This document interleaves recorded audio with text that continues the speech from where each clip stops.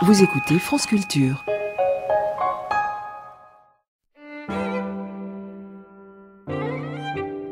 Voici maintenant une Essistaxit, c'est-à-dire une enrichissante conversation avec l'incontournable Simone C'est moi. sur les tenants et aboutissants du génie scientifique et de l'invention technique. Simone, je suis bien conscient que ce n'est pas de saison, comme on dit, mais nous allons célébrer ce matin l'inventeur de l'Anka. L'Anka. Cette petite collation bien sympathique qui permet de patienter en attendant le vrai repas. L'Anka. Ce petit repas léger, souvent improvisé et généralement providentiel.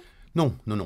L'Anka, le coupe-vent imperméable en nylon qui se roule et se range dans une pochette banane. Le kawaii, donc.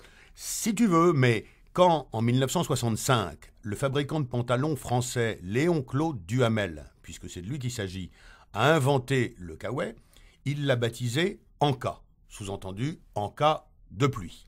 Ce n'est qu'un an plus tard que l'agence Havas a eu l'idée de rebaptiser ce coupe-vent kawaii, et ce nom, à consonance internationale, a certainement beaucoup fait pour le succès du produit. Ça tient un peu de choses, le succès. Mais c'est vrai qu'on se sent plus aventurier si on part en mer avec son kawaii que si on partait avec son Anka.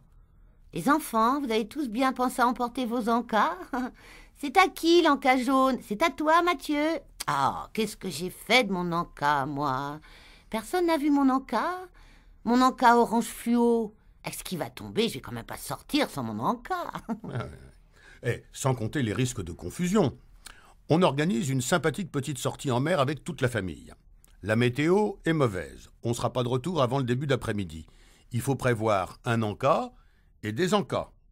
Simone, toi tu te charges des Ankas, moi je m'occupe des Ankas. Vu de loin, on s'en amuse, mais songe un peu.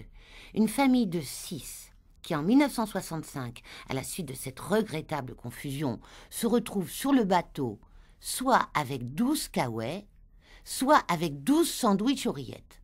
Dans le premier cas, on a des gens surcouverts qui crèvent la dalle. Dans le second cas, des malheureux surnourris, trempés jusqu'aux os. Ne parle pas de malheur. Bon, en tout état de cause, la catastrophe a été évitée, puisque l'imperméable de M. Duhamel a été rebaptisé kawaii. Et là, on se comprend bien.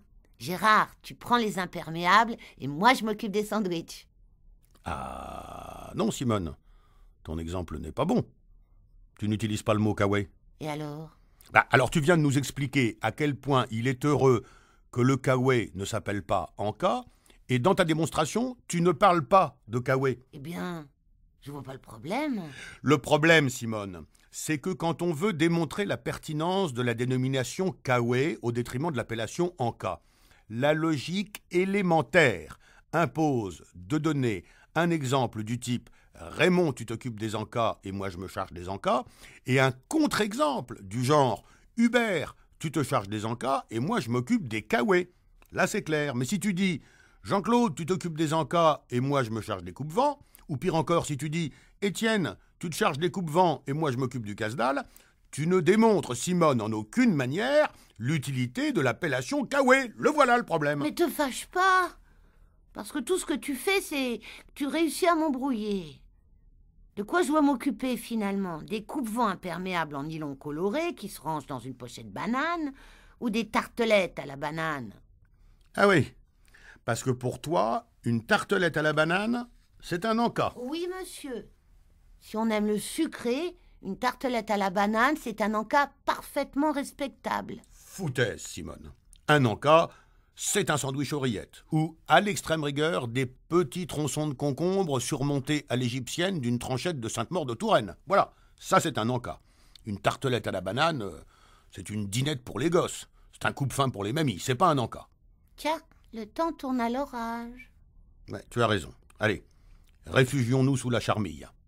Où vois-tu une charmille? Ce sont des ormes.